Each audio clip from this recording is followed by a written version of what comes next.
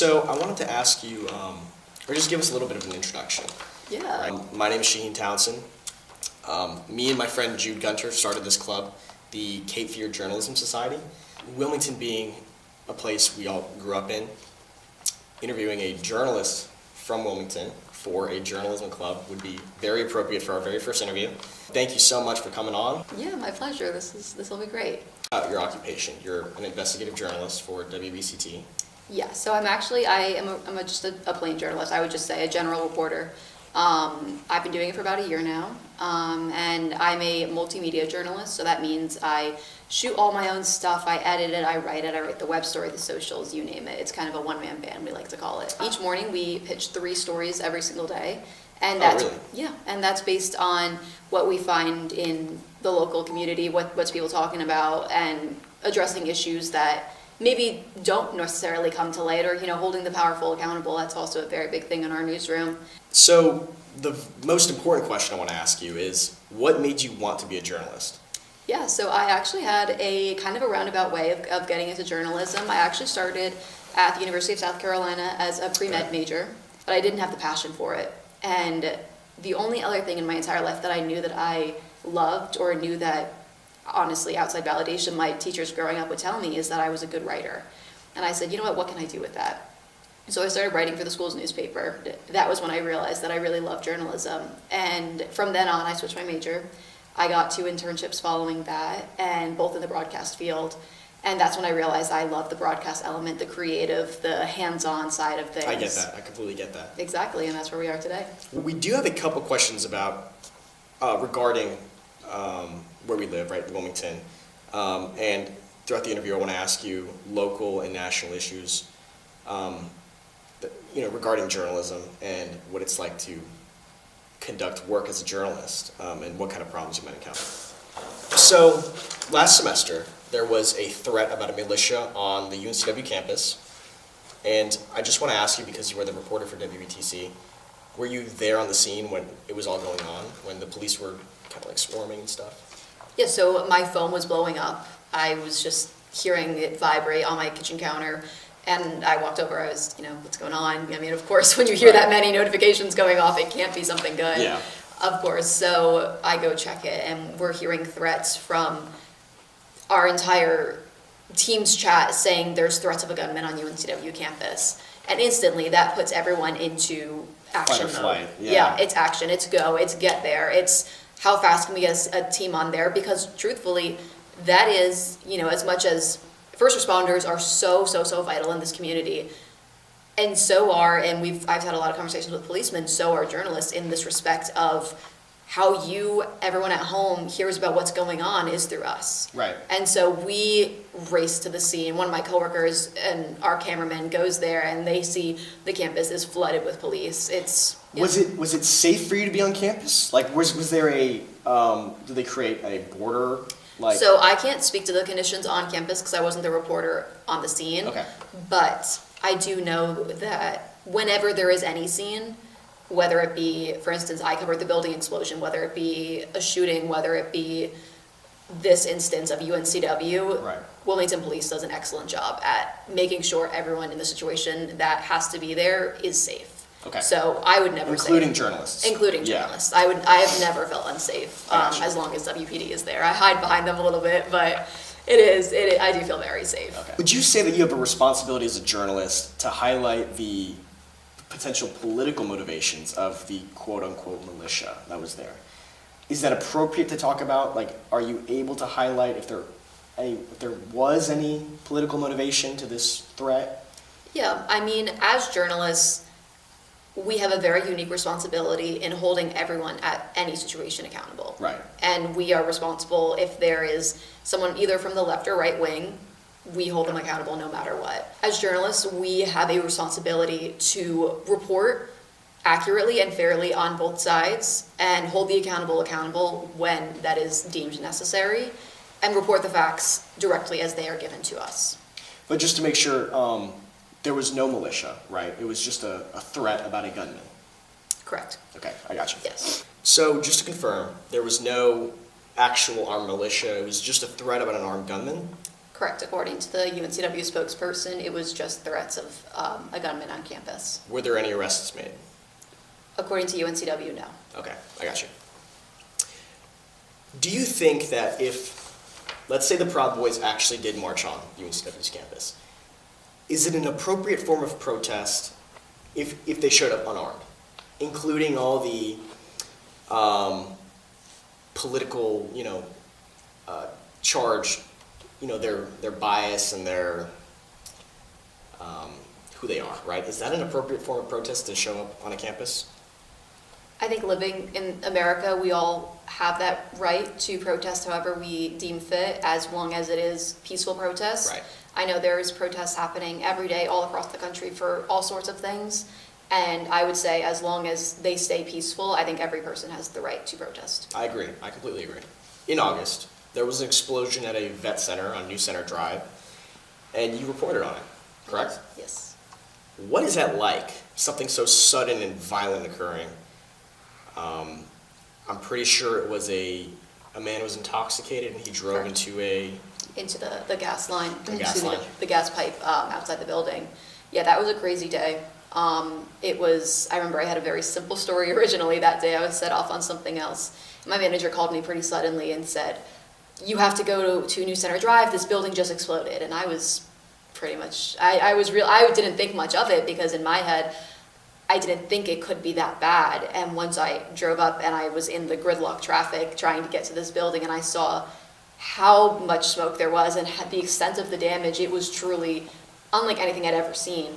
And it was such a surreal day because it was such an active scene for so long. It took a very long time for firefighters to... Oh yeah, I was there from 11 a.m. to... They opened the road back up at 6 p.m. Wow. Yeah, so it took, 13 hours, 12 hours? About, yeah, I mean... I don't think that math is right at all. You said 11 a.m.? It took from 11 a.m. to 7 hours. 7 hours. Wow, that was terrible. This is why I'm not a math major. No, that's all right. It took from 11 a.m. to 6 p.m. to open that road back up, so 7 hours. Spiritually 12 hours. Yeah. Spiritually, it felt like the longest time in the world. I mean, I remember I was doing live shots in the middle of New Center Drive, and it was truly a surreal day because that was what I would say is the epitome of news. It was every single person. That was national news. It was national news. It did get picked up I remember nationally. seeing it on my For You page on TikTok. Exactly. I mean, it's absolutely crazy. I did not think in the moment that it would be as big of a story as it was, and thankfully I didn't realize that, or else I would have gotten a little flustered. But I mean, like I said, that was the epitome of what news is. It was everyone in the newsroom coming together. It was, we're all working to find out who was the man charged, is he charged, what's his name, what are his charges, when is he appearing for a court date. I mean, it was everyone back to back to back to back. How did you know immediately that it was a man who drove into a gas line? We had When did you figure that out? unconfirmed reports that it was. We have to wait for officials to make that announcement or any announcement from them. So that's a lot of, what's the word I'm looking for? That's where sometimes not our fault. That's where sometimes the struggle lies, in the fact of we can hear off the record, and that is a big term that is used within our industry. We can hear off the record that this man who was allegedly on drugs drove into this building, or drove into the gas line and caused the building to explode. But unless that comes directly from a Wilmington police officer spokesperson, we cannot report that. I got you. And that's why sometimes there is some struggle and there is some controversy with the news, because everyone can be saying, oh, we heard this, oh, we heard that, and that's a lot of rumors and speculation, but unless it comes from WPD directly, we can't say anything. I understand. So when you say unofficial reports, and you mentioned in the UNCW thread that your phone was blowing up, who's contacting you? Is it the citizens of Wilmington? Is it your coworkers, your family, your friends? Yeah. How are you hearing this stuff? Yeah, a lot of it comes from Facebook. I mean, I'm in every single Facebook group you can imagine. And of course, when you start seeing people hearing, students are posting about this, of course, being in Wilmington, we develop a community, friendships, connections. Right. I'm hearing reports from some of my friends, hey, people are saying there's a gunman on campus.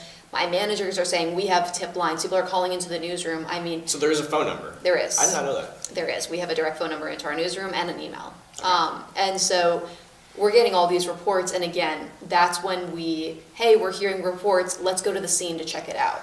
And that's when we go. We don't, wait until WPD says, hey, you guys want to come to the scene? Because they're not ever going to do that. Right. It's, you have to go investigate. You're the one getting the story. Is it you that decides to put boots on the ground?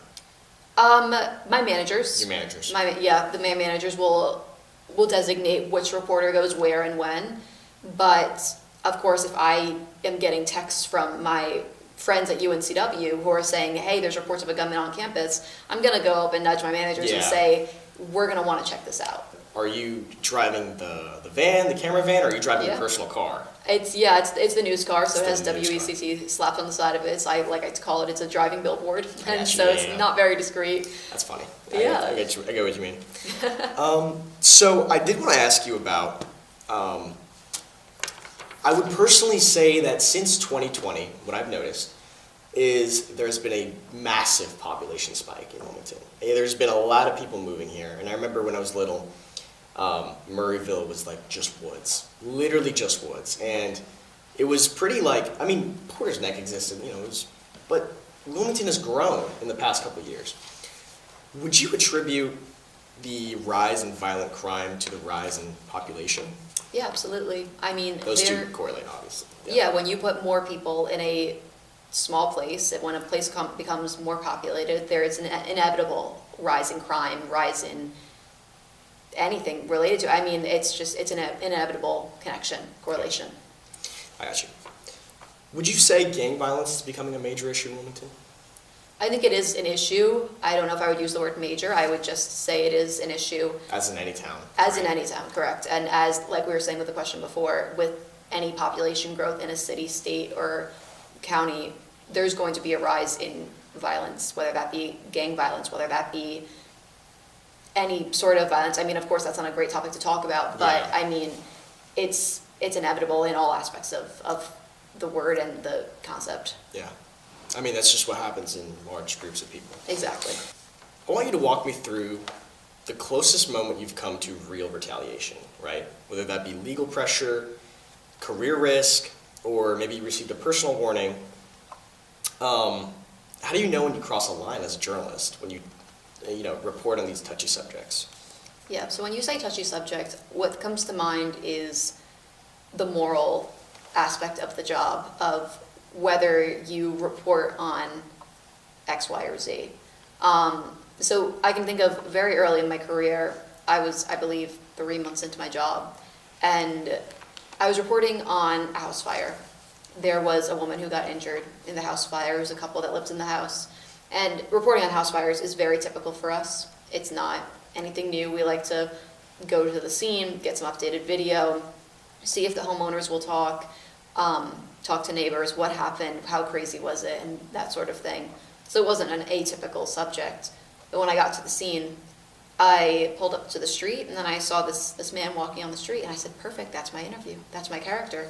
And I talked to him, we bond over the fact that we're both from New York, we're both Italian. I'm like, this is going so well for me, because sometimes a lot of my job is knocking on doors, literally knocking on neighbors' doors and saying, hi, I'm Arianna. Like just going up to bystanders and stuff? Yeah, just going up, we call it door knocking, and so a lot of my job is going up, knocking on a random door and saying, hi, my name's Arianna, I'm a reporter at WECT News, will you talk to me about X, Y, or Z? Right. And so that was, in my head, I said, I avoided this. I said, here's this man who wants to talk to me right away. I start setting up my camera. We are on public property. It was the street. And all of a sudden, a car comes speeding out from around the street, around the corner. And I didn't think much of it, but all of a sudden, it just stops dead in front of me. It's a van. And I was like, that's weird. And this older gentleman walks out, and he's yelling, and he's saying, you can't be here. You can't be on my property. We weren't on his property. We were on a sidewalk? Yeah, we were on a sidewalk. Okay.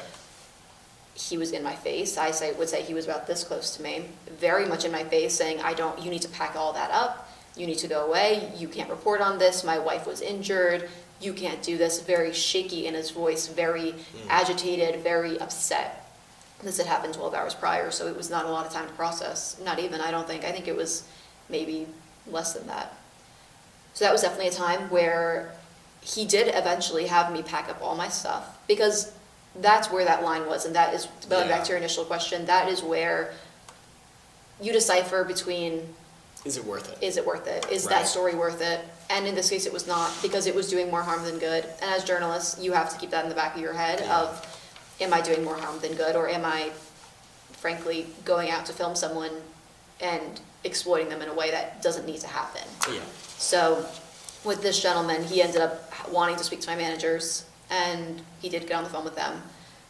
And we all decided, we came to a general consensus of it would not be worth it. And so we still did do the story, but we didn't get any. Do an interview. Right. Yeah, we didn't do interviews, we didn't do any updated footage. And even though it was the neighbor who wanted to speak to me, we just decided it was not of the best interest because it was doing more harm. And that would be what I would say is a little tricky in this industry, is keeping your integrity and keeping your moral compass. Right. Because it's very easy to lose in this industry. It's very easy to say, hey, you're going through the worst time in your life. Why don't you talk to me right now? Yeah. And being So a were you robot. interviewing the owner of the home, or you were interviewing just a person on the sidewalk? I was interviewing a neighbor, or Okay, a was neighbor. going to interview a neighbor. I was getting all set up. I had my camera on the tripod. I was getting a microphone, and that's when the homeowner came out and said, "You need to pack it up," Right. and would not leave until he saw my equipment back in my car. And as I said, it's that fine line, and that is what sets certain journalists apart from others, is who has that moral compass. You have to hold on to that because, I was watching a show the other night, and this woman said, what makes journalists different is that a lot of times people hide away from the ugly. We hide away from, is there a shooting? Is there chaos in the country? Is there corruption? And we don't always love to see that. A lot of people like to commonly say, oh, I just don't watch the news. It's too sad. I turn it off. Which I think is ignorant. But. Yes, and there is a stance that can be taken with that. However, again, in this show that I watched, they were journalists, and this woman said, we have a very unique position, is that we throw ourselves in the middle of all the chaos and all the drama to report it back to the community. We have that position, that privilege to give it back to the community and say this is what's actually going on and give a voice to those people. So tying it all back together, there is a very fine line, and I like to say that I do still have my integrity and I do still have my moral compass, I would hope, but it all starts with being human and finding that compassion for others and not saying, hey, I know this is the worst day of your life, why don't you talk to me? It's, Understand. hey, are you okay? It's difficult to see it in the moment, though. It is. That's definitely an issue that you would have to learn to, process and stuff. It is. I understand. So, I want to talk to you about the Murdaugh family, right? They own Fox News, right, on the TV. You see CNN, you see CBS. And a lot of the national issues in this country are covered by these big news corporations. So I want to ask you a question. Where does local investigative journalism still win today? And where does it consistently lose? So this kind of repeats something I was saying earlier, but we win in the sense of holding the powerful accountable. It's, asking the tough questions like my coworker Connor did, of asking, the town official, why are you guys holding a meeting in Wilmington when you could be doing it in Surf City and costing your taxpayers a lot of money? So that I would say we consistently win there, and holding, like I said, people accountable where they need to be held. And everyday citizens don't have that opportunity. They don't have that chance to go up to Wilmington mayor and say, what's going on here, or look deeper into certain other aspects. But what I would say we would still lose in the sense of the difference between a journalist and an everyday person is that an everyday person can hear rumors, and they can hear, hey, this is what's actually happening, but reporters are stuck to, we have to have an official person Right. say something, and we are bound to that script. We can't say, hey, we've been hearing rumors that there is an elephant downtown, unless someone actually tells it to us. I mean, that was a bad example, but let me say, we can't say A UFO. a UFO is downtown unless we hear, well, I mean, that's also something you could see. My point is, you can't say anything without official people telling us. And that is where our hands get tied, because that's something a lot of people don't still understand, is that we have a lot of information and we are working to get stuff, but a lot of it is off the record. And it's not something we can say yet. For instance, with that building explosion, we had off the record that it was a man on drugs who drove into the gas line. We couldn't say that on air yet because police didn't release that information. And so that is where our hands are tied. And we see in our Facebook comments a lot of people saying, well, we already know this information. Why don't, we've been talking about it amongst ourselves. Why don't you guys say it? Well, it's because it hasn't come from an official source. So would you say that the police department dictates the official narrative in most situations involving crimes or disasters or stuff like that? We get our information from them. Okay. As far as controlling the narrative, I would say 99.9% of the time, I feel confident in saying that they are accurately reporting the facts, because they don't give a bias. They give a shooting happened at, 4100 block of Market Street and 3 people are dead. It's not something you can control a narrative over. This is the facts, this is what happened, and do with it what you will. Right, I understand. In the next 5 years, do you see Wilmington still as a city for families and, owning homes, or do you think that there will be a kind of shift in what we view the city as, more of a economic zone, right? Where things get more expensive and more unaffordable. And have there been any studies done to kind of show Wilmington being more, unhospitable? So I still think it will be a family town in the next, we said 5 years? Yeah, 5 years. I think it still would be a family city in the next 5 years, because it just comes, more expensive housing and more housing just comes with any sort of population growth. It's just par for the course. There's development going up all the time. Look at it, when you drive down the street, you are bound to see construction when you look on the right and the left of you. It's pretty inevitable. But with that, I do think it still will be a family town. It just won't be the Wilmington that we remember from, let's say, 5 years ago. Think Charleston, South Carolina. That once was, I have a friend from there, and she compares Charleston to Wilmington to what Charleston used to be. Right. So I think just like any other city in the United States, it's just growing at a pretty rapid pace, I would say. But it will still be a family town. It just won't be as affordable as it once was, just because of, with more people That's comes inevitable. Yeah. Exactly, more expensive rent and that sort of thing. I understand. If multiple people reported something extraordinary, right, like a UFO over downtown Wilmington, what's the exact threshold where a newsroom moves from skepticism to verification, and then finally putting boots on the ground to report on an alien spacecraft? Yeah, so I think that's a very interesting example. Of course, that does sound like something that would be filled with a lot of skepticism. I think in any situation, when we're hearing reports of something, whether it be a UFO, whether it be a gunman, whether it be a building explosion, we are reaching out the second we hear something. If one person calls into the newsroom and says there's a car wreck on, one of the major highways, we are reaching out to our contacts as soon as possible, and that is our next step. So no matter what happens in the world, in Wilmington, when we hear something, our next move is, it's almost like, when you're driving and you just your hand and you move, and it's all one fluid motion. When we hear something, instantly we're calling Wilmington Police, we're calling Surf City. Would you take that seriously? In the case of a UFO in particular, like a ginormous spacecraft? I think it would be dependent on how many people are calling in. And honestly, I'm going to take that back. I'm going to say, if someone is saying that, it's going to be a phone call. And honestly, it's a lot of the times it's better to be safe than sorry, because you don't want to hear that, let's circle back with UNCW, with the shooting.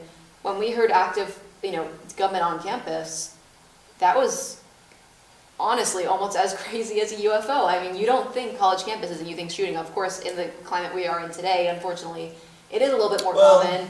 But with that scenario, we sent reporters out right away. Okay. And we wanted to be there, we needed to get in front of it. At the same time, that's when the newsroom works together, and we're making phone calls on the back end. But in this case of the UFO sighting, that's an instant phone call to the city of Wilmington. That's a phone call to PD. It's just, who's hearing what, can we confirm something? And if there is inklings of something being confirmed, we are boots on the ground. We are going out there and getting that footage and that reaction, because ultimately, we are the eyes and ears of Wilmington, and our surrounding counties that we cover, and that is our job. It is what we do for you guys. Now, personal question. Do you think you and your crew would be able to handle that? As far as a UFO sighting, I would hope so. I mean, I would love to get that story. Could you? Could I go up and shoot it? Like, if you literally saw it over your head, would you, pass out? I would hope not. I think I would hope I have, if it's just me there, I'm obviously holding the camera at the same time, so that means I'm paying for a camera on top of my own life. But I think it would be a lot of fun. I would love to go cover a UFO sighting. I think that's one of the lighter stories that I would cover instead of, the day-to-day chaos. Yeah, I guess. Well, thank you very much. My name is Sheehan Townsend. This is Arianna Bertolotti. And thank you so much for watching the Journalism Society.